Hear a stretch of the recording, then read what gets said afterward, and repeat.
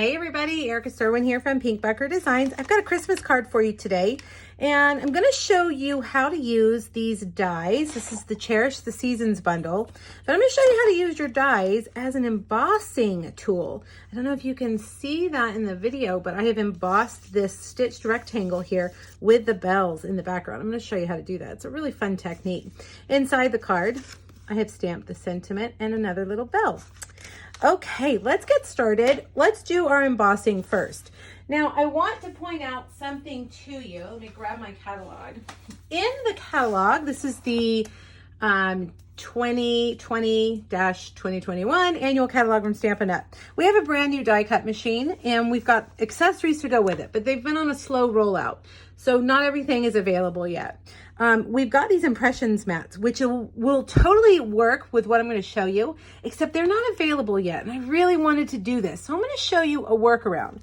We're going to use the silicone craft sheet. This is really good for hot glue or mixing inks, all kinds of stuff. It just washes clean. But it also is going to help us create a light impression with our dies.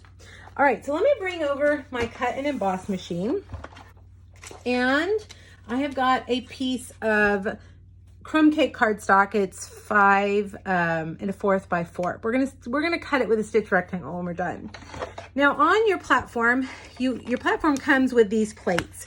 Plate number 1, plate number 2, and then these 2, which are the 3s that go on top. Now the 2, you want that in place when you are using the framelits or the dies as dies, but we don't want them to cut through the paper. So we're actually going to remove number 2. All right, we're going to take that off and put number 1 and a 3, so a clear plate, then that silicone craft sheet. Now I'm going to take my cardstock and I'm going to put it there, and I'm going to take my bells and I'm just going to lay them around sporadically. Let's see, I don't want that to coat off the sheet. Let's do that like that. I don't want them really in a line, and those you can see are going to kind of go off the cardstock a little bit. Now you can do this with any of your dies. All right, put that clear plate on top and we're going to roll it through. Now when you roll it through, you're kind of like, is it even doing anything? But yes, it is. All right, so watch. When I lift that up, look at that.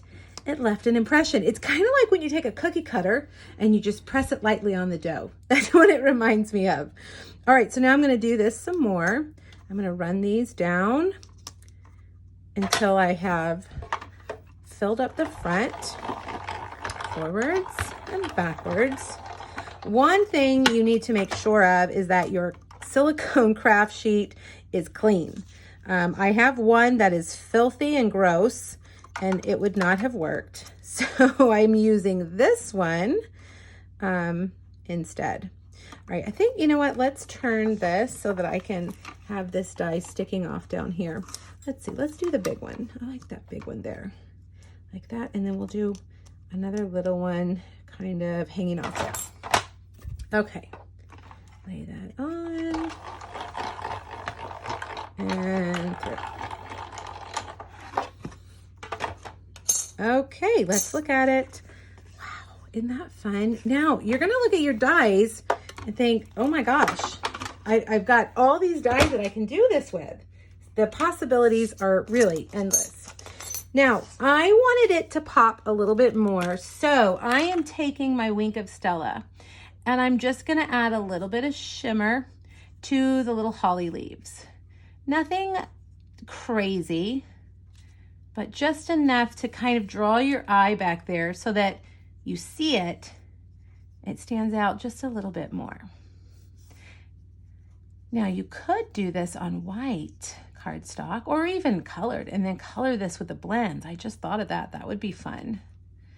All right, All right, that's good. So now we've got a little more pop. Okay, so let's bring over the cut and emboss machine again. This time, we're gonna replace that number 2 because we're gonna be cutting. So we need that number 2 there. Okay, and then the clear plate. And we're gonna put this on. This is the largest stitched rectangle die. And we're gonna cut that out. See if I can get that on there. It's exactly the right size. Look at that. No waste. All right. Make sure everything stays in place.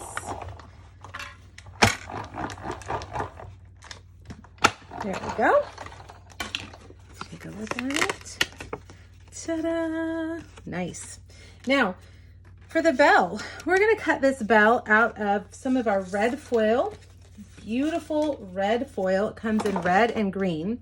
And I am going to, these little leaves, the little holly leaves come out, and I don't want them to come out. So I'm going to be real careful when I take this off. And I'm going to put dimensionals on the back. We'll see if that will hold them in, because I'm going to stick this on with dimensionals. It popped out of place. Let's get it back in place. Put down our clear plate. Uh-oh, uh-oh, uh-oh. That's all right. We can fix it. We can fix it. Let's put that back there. Ready? Flip it over. And very carefully. Well, it's not wanting to stay on there today. That's okay. We'll just put it back on. That's going to help us keep all those little pieces in. And now, sometimes they come out and sometimes they stay in nicely. But I just want to make sure. So I'm going to put some dimensionals back here to hold them all in place, okay? There we go. Now, I'm going to grab I've already cut out a Whisper White stitch square. This is the second largest. I'm going to pull off those dimensionals and put that right there on my stitched square, okay? And then I've got another stitched square. This time we're back to crumb cake. I wanted this red bell to just really pop off the card. So everything is neutral. There we go. Okay, get it straight, Erica. Now, braided linen trim, again, a neutral trim. There we go. Snip, snip. Glue dot. And pop that off, and there we go. Now let's bring over our rectangle again. Guess what? More dimensionals. I love dimensionals. Love, love, love dimensionals. Put that right there. And guess what?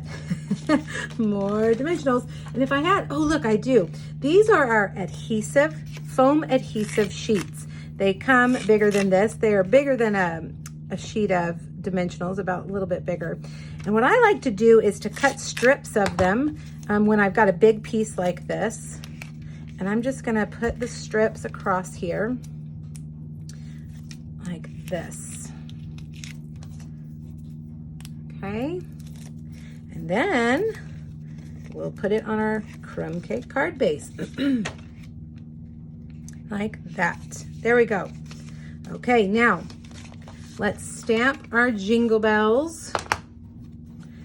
I'm gonna do them in smoky slate right here. Just kind of a neutral gray. And then real red to match our bell on the front. Merry Christmas. Look how beautiful that font is. There we go. Merry Christmas. I can't believe it's already time for Christmas cards. Sneaks up fast, doesn't it? Okay, let's put this on the inside of our card and we are done. Now, you guys, hop over to pinkbuckaroo.com. There's a post that has this and 2 other Cherish the Season projects. You can find it there on my blog. Under the last photo, you'll find a PDF that has all the products and the measurements you'll need to make this project yourself. I hope you'll give it a try, and please let me know if you have any questions. Thanks, everybody. Bye-bye.